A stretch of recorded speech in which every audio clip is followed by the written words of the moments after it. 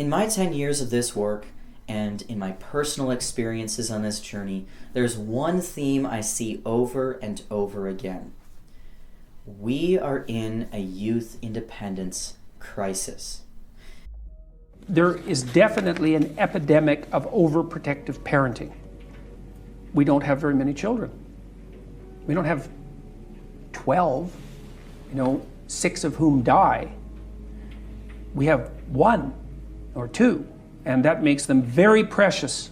And maybe you're also extraordinarily desperate as a mother to maintain that bond with your child because you've struggled so long to achieve it. It's highly, highly valuable. You can't take a risk. And then that ethos starts to permeate the schools, and it starts to permeate the higher education institutions as those children mature.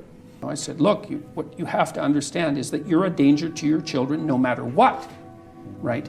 You can let them go out in the world and be hurt, or you can overprotect them and hurt them that way. So here's your choice. You can make your children competent and courageous, or you can make them safe. But you can't make them safe because life isn't safe. So if you sacrifice their courage and competence on the altar of safety, then you disarm them completely. And all they can do is pray to be protected.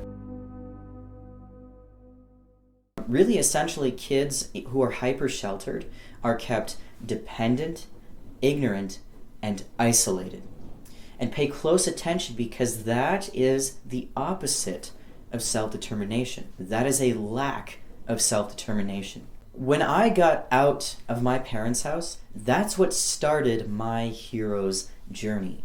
And there's other people in my industry like me, even those I know personally, who started out on the client side and had an experience with a youth program that was profound. And this was part of their hero's journey. And so then it comes full circle, they come back around and they do this work professionally.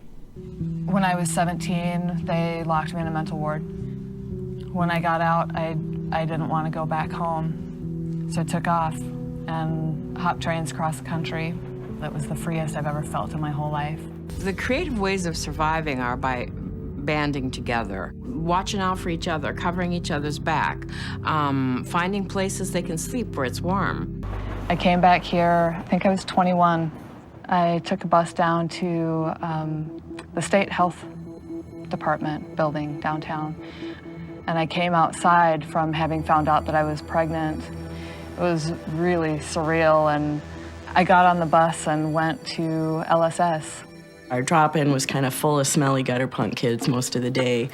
And Jen was one of those, and I had, developed a really good relationship with her. And then it was what do you think about this? And what do you want to do about this? And have you told, the child's father? And how do you think you're going to tell your own parents? And then I told her whatever her decision was, that I would be there for her.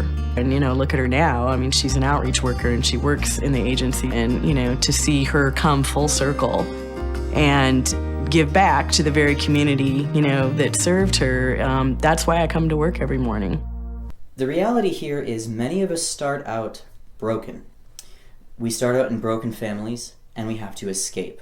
Or something happens that throws us out into the world, like personal crisis, natural disaster. And from there, we need to find our sense of meaning and a story that is purposeful and find truth, and we have to form our little Frankenstein tribes to create something new that we pass down to future generations. But we're not going to have that, and we're going to lose that discovery and that culture and that movement that has been developing. We're going to lose that if it is taken over by abusive, toxic ideologies that promote victimhood and lifelong dependence and trap people. So what kind of world are we creating? It's worth asking yourself this question, and it's not a question. It's more the question is, what kind of world am I creating? What am I adding to? Am I adding to this deep, unconditional love for self and other that is so healing, or am I adding to polarization? polarization and aggression, and even violence, it's really worth asking ourselves this.